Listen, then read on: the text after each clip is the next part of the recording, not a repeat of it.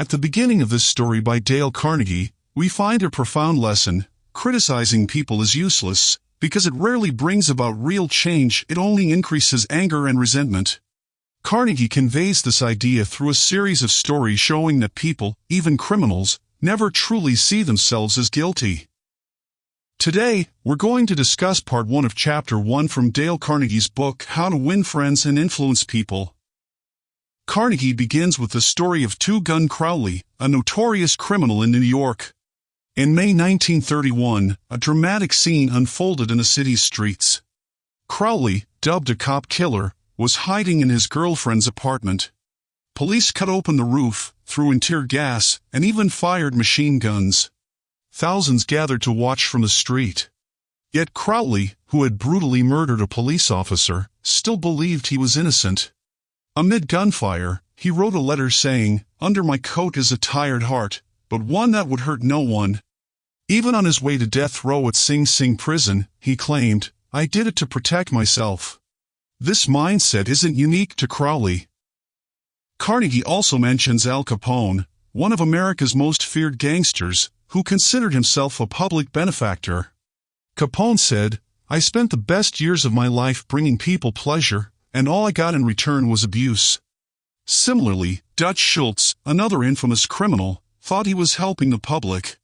Carnegie quotes Lewis Laws, the former warden of Sing Sing, who said that prisoners rarely see themselves as wrong. They always justify their actions, believing they had no other choice. But these stories aren't just about criminals, they reflect ordinary people as well. Carnegie shares an example from John Wanamaker, who once said that criticism is foolish because people rarely admit their faults.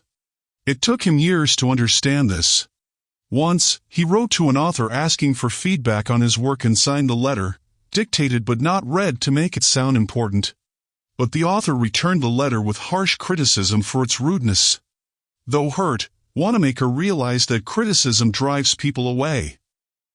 Carnegie further explains that criticism makes people defensive and emotionally hurt. Famous psychologist B.F. Skinner found that rewards work better than punishment. For example, Carnegie shares the story of George Johnston, who was in charge of safety at an engineering company.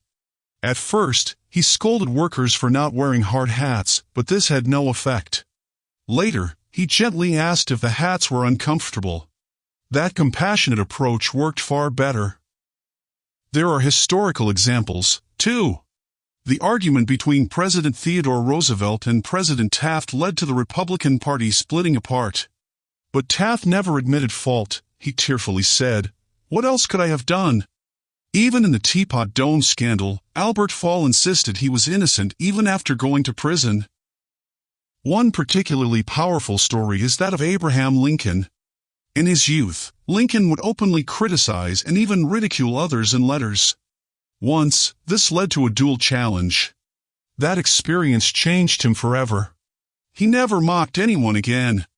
During the Civil War, he avoided criticizing generals even when they made major mistakes. After the Battle of Gettysburg, when General Meade failed to pursue the Confederate Army, Lincoln wrote a scathing letter but never sent it. He knew that criticism might break Meade's morale. Carnegie teaches that instead of criticizing, we should try to understand others' perspectives. This builds empathy, patience, and kindness.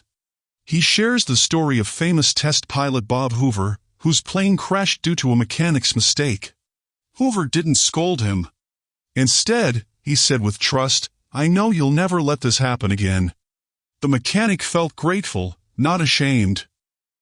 Finally, Carnegie talks about a moving essay called Father Forgets.